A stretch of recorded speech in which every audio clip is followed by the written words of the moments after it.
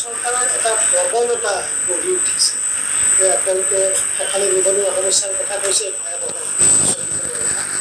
একে সময়তে তেওঁলোকে শিক্ষকৰ চাকৰিটো এইটো হৈছে যে ৰিটায়াৰ্ড টিচাৰক আপোনালোকে এপইণ্ট কৰিছে।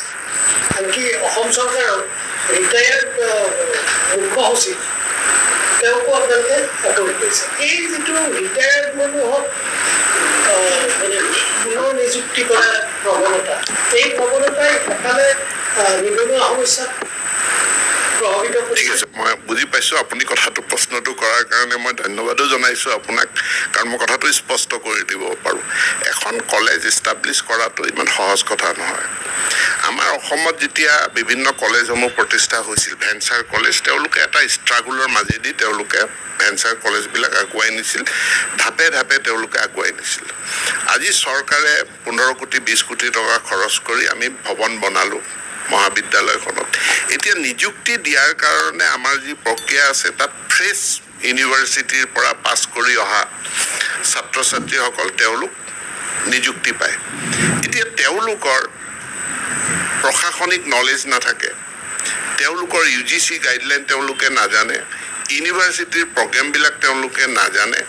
আৰু এটা বস্তু, যিহেতু তেওঁলোকে পোনপটীয়াকৈ চাকৰি পাইছে, ভেঞ্চাৰ কলেজৰ যিসকল শিক্ষক শিক্ষয়িত্ৰী তেওঁলোকে ছাত্ৰ ছাত্ৰী গোটাব লগা হৈছিলে, তেওঁলোকে ছাত্ৰ ছাত্ৰী গোটাব লগা নাই, ছাত্ৰ ছাত্ৰী নাথাকিলেও দৰমহা পাব।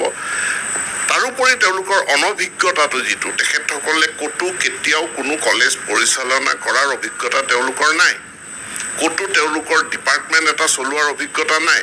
এনে অনভিজ্ঞ লোকক দিয়া নিযুক্তিৰ ফলস্বৰূপে আমাৰ নতুন মহাবিদ্যালয় কেইখনত ছাত্ৰ ছাত্ৰী আমি ধৰি ৰাখিব পৰা নাই।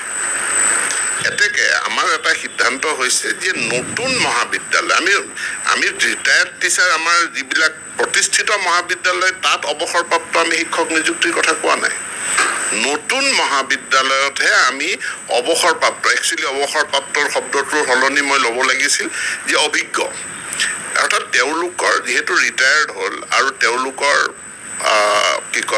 অভিজ্ঞতা আছে এটা ডিপাৰ্টমেণ্ট চলোৱা, এখন মহাবিদ্যালয় চলোৱা, সেইটো আমি কামত লগাব বিচাৰিছোঁ মহাবিদ্যালয়খনক গঢ় দিয়াৰ কাৰণে।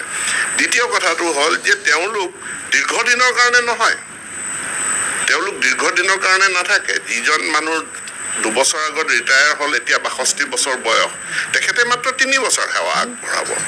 3 বছৰৰ পাছত পষ্টটো ভেকেণ্ট হৈ যাব, তাৰ পাছত আমি ফ্ৰেছ মানুহ ল'ম।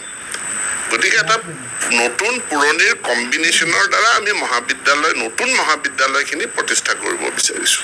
একে সময়তে তাতেই কথাটো আহে এইটো যে আপোনালোকে এটা হয়তো নতুন মহাবিদ্যালয়ত যিসকলে নিযুক্তি লাভ কৰিব, নতুন ফ্ৰেছ,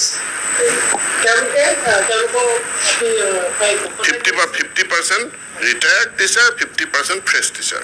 সেইটো কৈছোঁ, ৰিটায়াৰ্ড টিচাৰ কলেজ এখন এনেকুৱা নহয় যে একেদিনাই গোটেইখিনি শিক্ষকে ৰিটায়াৰ ল'লে আৰু একেদিনাই একদম ফ্ৰেছ কিছুমান ইউনিভাৰ্চিটিৰ পৰা ডিগ্ৰী লৈ অহা কেণ্ডিডেটহে আহি গৈছে। অৰ্থাৎ আপুনি যিটো নতুন পুৰণি কম্বিনেশ্যনৰ কথা কৈছে, কলেজ এখনত সেইটো চলিয়ে। কিন্তু মই কৈছোঁ যে আপোনালোকে যিটো এই ৰিটায়াৰ্ড মানুহক নিযুক্তি দিয়াৰ যিটো প্ৰৱণতা, এই প্ৰৱণতাই স্বাভাৱিকতে নিবনুৱা সমস্যাটোৰ ওপৰত প্ৰভাৱ নেপেলাবনে? নাই, নিবনুৱা সমস্যাটো হ'ল যে মহাবিদ্যালয়খন প্ৰতিষ্ঠা কৰিব লাগে।